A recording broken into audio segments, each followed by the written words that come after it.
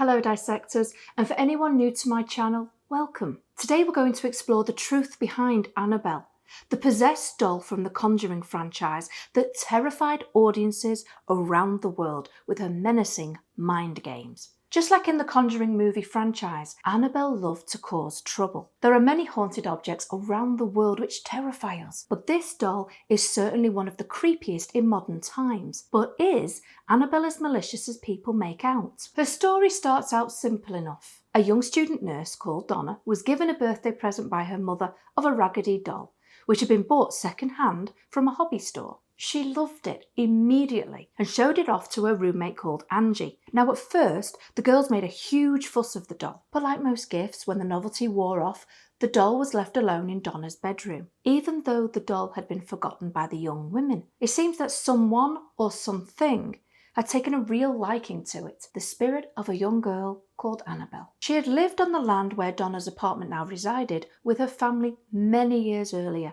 and sadly had been found dead in one of the fields aged 7 years old. It seems her soul lingered, and as the years went by and her family moved away, Annabelle became more volatile and desired a place to call home again. It began with little things at first which any of us might overlook. Small movements that could be put down to one of the ladies having brushed against the doll, resulting in it ending up on the floor instead of sitting in a chair, for example. As Annabelle became stronger in her possession of the doll, her actions became a lot more obvious. Donna would leave for work with the raggedy doll on her bed, only to return in the evening to find her sitting on the sofa or sitting on the floor outside of Angie's room. Now this would certainly be disturbing for any of us to see, as you'd probably start to question your own actions and your memory. But then things got even stranger. The girls started to find little notes around their apartment that were written on parchment paper. The really unusual thing about this is that neither of the young ladies used parchment paper. So where was it coming from? The notes would say things like,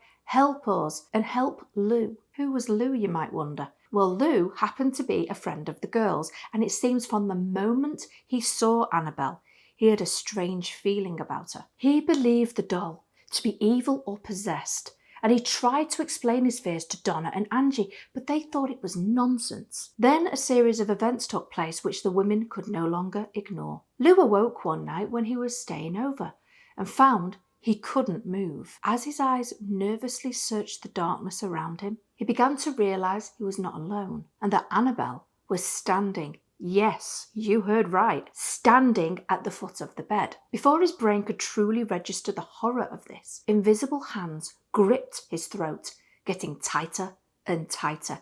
He was choked almost to the point of asphyxiation. On another occasion, when Donna wasn't home, Angie and Lou heard a strange noise and movement coming from her room. They believed that someone must have broken in and the intruder was creeping around the home. Lou decided he would check out Donna's bedroom and very quickly regretted his choice. The doll had been sitting on the bed earlier in the day, but now was positioned on the chair. As he cautiously crept towards the doll for further inspection, he began to feel a deep sensation of unease. Suddenly, a blinding pain hit him in the chest, and when he looked down, discovered deep claw marks. There was no one else in the room with him, meaning the only way this could have happened was Annabelle. These were no ordinary scratches either, as they totally disappeared without a trace after just 2 days. There was one more thing that happened which made the girls fear for their safety and want answers. Donna arrived home one evening and found the doll in her usual position, which was strange. But this time there was blood on the hands of Annabelle. Donna later described it as looking like the blood was coming from within the doll. Enough was enough, and Donna and Angie decided to call in a medium, something Lou had been suggesting for quite some time. They were told by the medium of the death of a child many years before, and that the spirit had grown attached to the doll. Now this pulled on the heartstrings of the two ladies, who immediately felt sorry for Annabelle and decided they wanted to give her a home inside the doll. But when Ed and Lorraine Warren joined the investigation, a priest was called in after it was discovered the main goal for the spirit was to take possession of Donna's soul. The Warrens informed the girls that demons don't possess items or things. Instead, they possess people. Can you imagine being told that nugget of information? I'm sure the ladies were shocked, horrified even. Donna called in a priest called Father Hegan. After hearing all about the haunting though, he decided this was too big for him. And so instead, Father Cook came and exorcised the apartment. It was at this point that the Warrens decided it would be safer for all concerned if they took the doll away with them. Now here we have the Warrens in possession of a possessed doll, which is hell-bent on causing mischief, especially as its main focus has just been taken away. Ed decided that it might be for the best if they stuck to back roads on their journey home to avoid disaster striking and other people getting hurt. This was a vindictive doll, after all. But even with this precaution, they had a terrible time. Firstly, the power steering failed on their car, followed by the brakes. Then the engine kept stalling, and the only time the car troubles ceased was when Ed sprinkled holy water on the doll. When they arrived home, Ed put Annabelle on his desk, thinking this would be okay. Now surely he should have known that this would be a big mistake.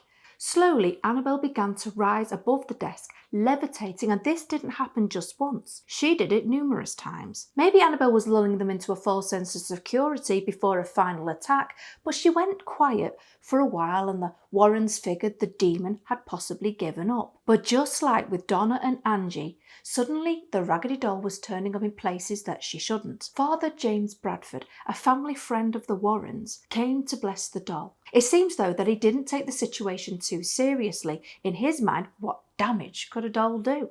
He even mocked Annabelle, saying she was just a doll and so she couldn't hurt him. Those are words he lived to regret. You see, after leaving their house, he was in a terrible car accident where his car overturned after the brakes failed. So badly was the car damaged, it was written off. Thankfully though, Father Bradford survived, even if he was badly injured at the time. It was at this point the Warrens had a special case built for the doll, which was their way of keeping her from hurting anyone else. There is a warning sign on her case which reads, "Do not touch," as well as a crucifix. Visitors to Annabelle have said that they have witnessed small movements even to this day, as if she's waiting for her chance to get free and seek out a soul to possess. Let's see which bits the movie got right and which were made up. The doll was a birthday gift for a nursing student.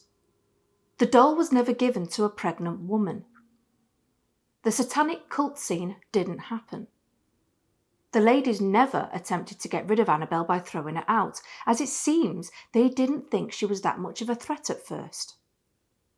Messages were left around the apartment for the girls to find. Annabelle never started a fire of any kind. An exorcism was performed on the doll. The Warrens did take possession of Annabelle before placing her in their occult museum. If any of you have visited Annabelle, I would love to hear about it in the comments below. Until next time, stay safe out there.